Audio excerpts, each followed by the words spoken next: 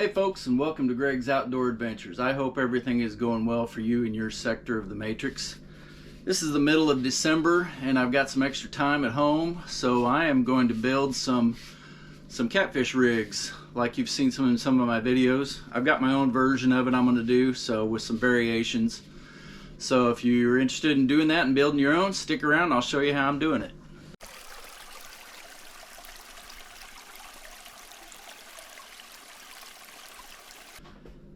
I'm making these as cheaply as I can using some stuff that I already had. I had already had hooks and sinkers and barrel swivels and line from leftover line from snagging season, and all I had to do was and I also had some leftover PVC pipe from an electrical job I had that's we had way too much left over, so I cut them up into usable pieces for this job.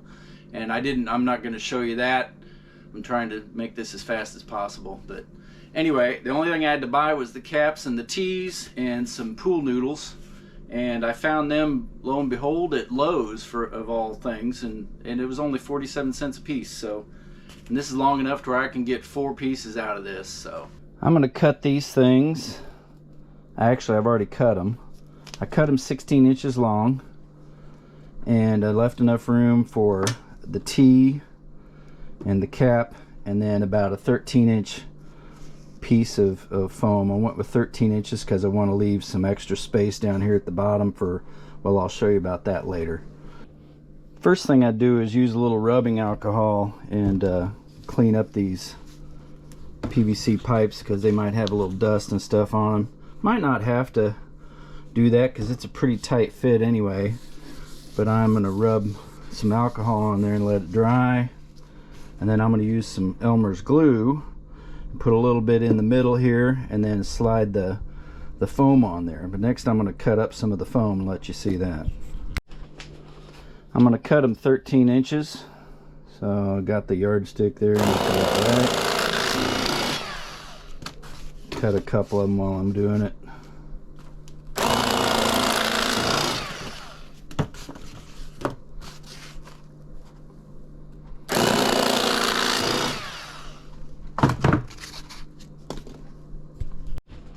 Next step, I'm going to put a little rubber cement here in the middle. I don't want to coat the whole tube, I just want to give it a little extra adhesion just for longevity. Like I said, it's a pretty tight fit, so you probably don't need to, but I'm just doing it to be safe. Like, see, it's pretty tight, so I probably don't really need to do that, but anyway, I've already done it, and there's that. Next step is a little PVC primer, and it'll stain, so you want to put down some newspaper underneath this. Just run a little bead around there, see what I mean? Let that dry. Put a little in there, and that's where you're going to adhere it to, and let it dry. And then I'll come back and do the glue in a minute. Okay, I think I'm ready for the glue now. Don't want to put it on too thick. So you just get a little bit off of there, run a bead around there. I run a little bit in the tee also, and just slide it on.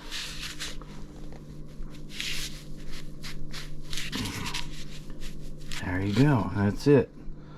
So you got the cap on one end and the tee on the other end, and I'll show you why I'm using the tee. Some people use a cap on both ends and put a screw an eye bolt in the end, and that's what you tie the line to, but I'm using a tee for a specific reason. I'm going to show you later. Okay, the line I'm going to use for my main line is this snagging line that I have for spoonbill snagging. It's 100-pound braided line. I'm going to put 13 feet initially, and then I'm going to do a barrel swivel and then another 2 feet of Power Pro braid, which I'm going to attach the hook to. So here we go, 13 feet. Now I'm just going to thread it through the tee like this and tie just a simple knot. It holds really good. Nothing to worry about slipping. It holds really good. If I can get my fingers to work.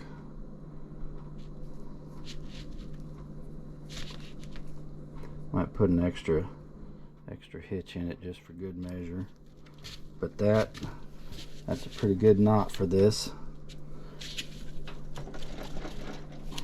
And then just cut off the tag end.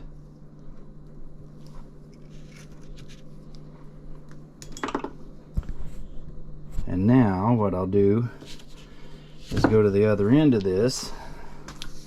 I measured out, like I said, 13 feet. Because I want the overall rig to be about 15 feet.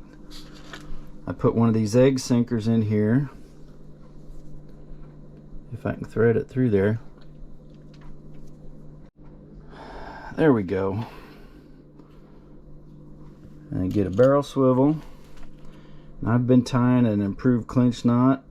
You could probably get away with a Palomar knot too, but improved clinch knots have been my go-to knot for most of my life, so they don't usually fail me. Don't need too many with this big thick braid, only about 3 wraps, maybe 4. And then you wet it down.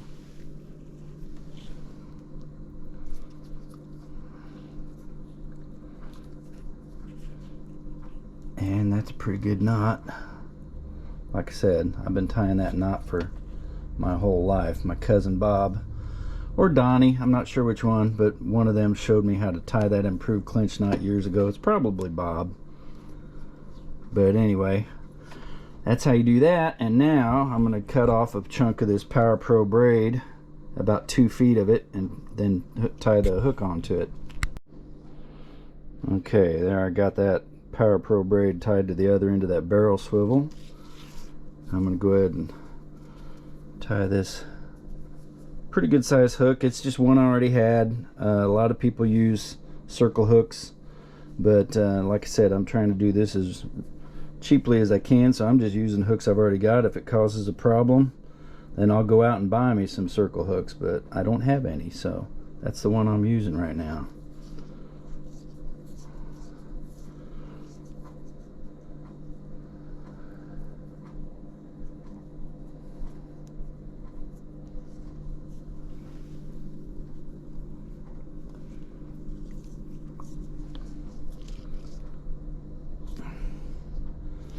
There, and cut off the tag end. And there you've got your rig. It's all rigged up, and then I've got this egg sinker on here to help it sink down a little bit. I'll show you another variation here in a minute. Okay, I removed that paper because it was a distraction, so maybe you can see my rig a little bit better. But see, there's the hook and up to the barrel swivel, lead weight. I'm actually going to add another hook to this rig.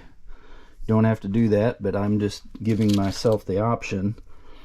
So what I'm going to do is go up from the egg sinker and add a barrel swivel, and I'll tie a Palomar knot on this one.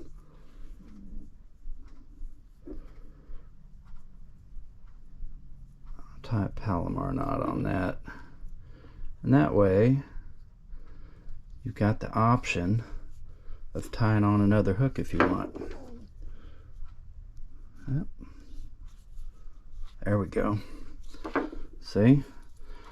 Got another barrel swivel up a little ways from the egg sinker, and what I'm going to do now is tie a snap swivel to one end of the Power Pro braid, and then tie a hook to the other, and then I can add a hook to it anytime I want to.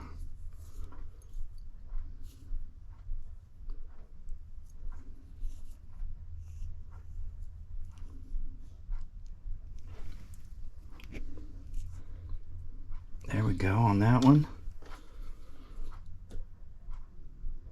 I'm sorry if this is dragging out a little too long. I'll try to shorten it up in the editing if I can.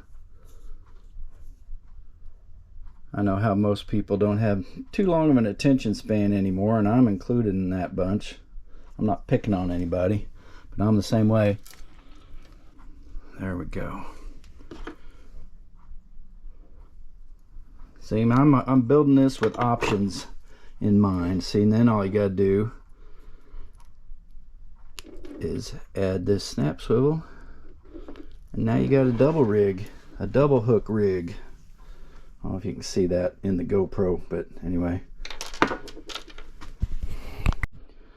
Another option I've come up with is to add, if it's a windy day and you don't want to have to chase these things all over the lake because the wind's blowing them everywhere and you want to just anchor them to the bottom, I'm going to tie a chunk of 16-ounce bank sinker to the snap swivel. I'll show you how I do that. I just tie a loop knot here. It's got to be a big enough loop to go around the sinker, like so. There, you've got that end on there. And tie the other end to a snap swivel. So now what you do, you get to the bottom end of this the original barrel swivel, come in here with this, well, it ain't opening, there we go. Put that in there. Now you've got a 16-ounce anchor for the rig, and you slide the knot for the other hook off to the side, and then that takes it to the bottom, and there you go. It's on a windy day, that'll kind of keep it in place so you're not chasing it all over the lake. So there you go. Well, there you go. That's my version of the Catfish rig, also known as jugs or jug lining, which originally started out as just Clorox bottles with lines tied to the handles of that with the hook on the end and the sinker. That's why they call it jug lining. But I don't know who invented this and who came up with this idea a few years ago, but it was actually pretty brilliant. A shout out to whoever that was. That's really changed the game, using these pool noodles and PVC pipe for going after blue cats or flatheads. It's fun. It's a lot of fun. Gives you a break from just the rod and reel. It's a fun option. I like different things, so get out there and make you some of these things and get out there and try that. Well, there's that one, and what I do usually is I just roll the line up on the end like this. I took the other hook off in the bank sinker because you don't need to leave that on there. It's just, that's for options if you need them. And that's what I do usually. I like having options depending on the weather conditions and stuff like that. Keep in mind, you're only allowed 33 hooks in Missouri in the water per fisherman.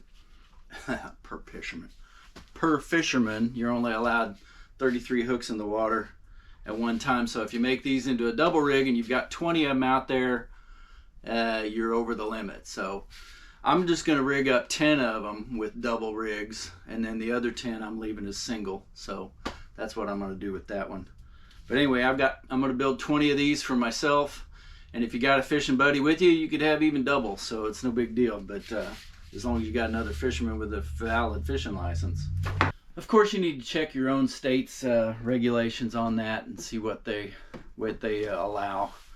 But anyway, what we usually do is we'll find a flat that's right next to a channel. I like to be in around 15 to 12 feet of water, 12 to 15, however you want to say it. And what I do is I'll shorten up the line by wrapping it around this end of the hook. I told you I'd tell you what I do with this, but I wrap the line around the end of the T, and then I do a couple of half hitches. That way you can shorten up the line to whatever depth you want to fish in. So you always want to have it a little bit off the bottom. You don't want your bait dragging on the bottom and picking up silt or getting hung up on something. So you want it drifting up off the bottom about 1 foot to 2 feet. So that's how you adjust the depth. You wrap the line around that T and you do a couple of half hitches, and that way it won't slip. That's what I do anyway. If you want to see these in action, give one of my videos a try. I got 2 or 3 jug lining videos out there, maybe 4, I can't remember. But anyway, check one of them out. And until next time, take care of yourself.